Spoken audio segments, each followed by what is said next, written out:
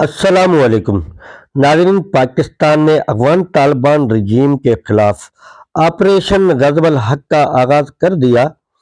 ناظرین، پاکستان اور افغانستان کے درمیان سرحدی علاقوں میں فائرنگ اور جھڑپوں کے بعد صورتحال کشیدہ ہو گئی۔ سیکورٹی ذرائع کا کہنا ہے کہ افغان طالبان کی جانب سے مختلف مقامات پر مبینہ بلا اسٹار فائرنگ اور حملوں کے بعد پاکستانی سیکورٹی فورسز نے بھرپور جوابی کارروائی کی۔ ناظرین، ذرائع کے مطابق چترال سے لے کر خیبر پختونخوا کے دیگر سرحدی سیکٹرز ناوگڑھی، باجوڑ، تیرا، خیبر، ضلع محمد اور ارندو میں پاکستانی فورسز نے مؤثر انداز میں دشمن کی پوزیشنوں کو نشانہ بنایا۔ باجوڑ اور چترال کے علاقوں میں افغان چیک پوسٹوں کی تباہی کا بھی دعویٰ کیا۔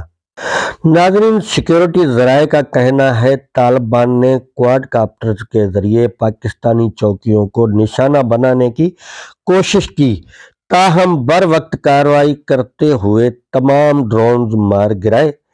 جوابی کارروائی میں چھوٹے اور بڑے ہتھیاروں کے ساتھ ڈرونز کے ذریعے بھی اہداف کو نشانہ بنایا گیا۔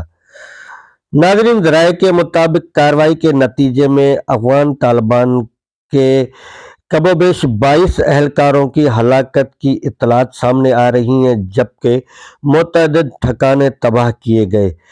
پاکستانی سیکورٹی فورسز کو مکمل طور پر الرٹ اور کسی بھی جارحیت کا فوری اور سخت جواب دینے کے لیے تیار قرار دیا گیا ہے۔ ناظرین، سیکورٹی ذرائع نے یہ بھی دعویٰ کیا ہے کہ افغان طالبان کی جانب سے سوشل میڈیا پر جھوٹے دعووں اور جعلی ویڈیوز کے ذریعے صورتحال کو مسخ کرنے کی کوشش کی جا رہی ہے۔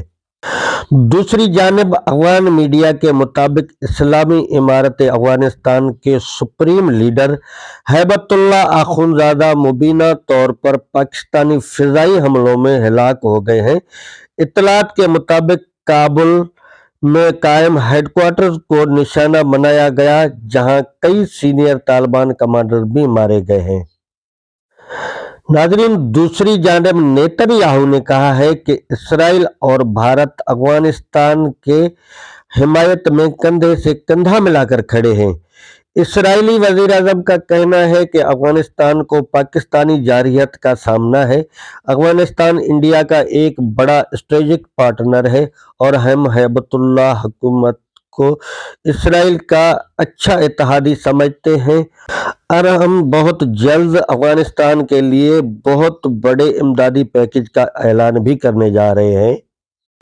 ناظرین، دوسری جانب عوامی حلقوں کی یہ رائے سامنے آ رہی ہے کہ لڑانے والے ہزاروں میل دور بیٹھ کر تماشا دیکھ رہے ہوں گے اور دو مسلم ممالک رمضان المبارک کے مہینے میں دست و گریباں ہیں۔ چاہیے کہ اپنی اپنی عوام کی خدمت کریں اور اپنی اپنی عوام پر جو پیسہ آپ نے جنگوں میں ضائع کرنا ہے وہ پیسہ اپنی عوام کے فلاح و بہبود پر خرچ کریں، کیونکہ دونوں ہی ملک کی عوام غربت کی چکی میں پیس رہے ہیں۔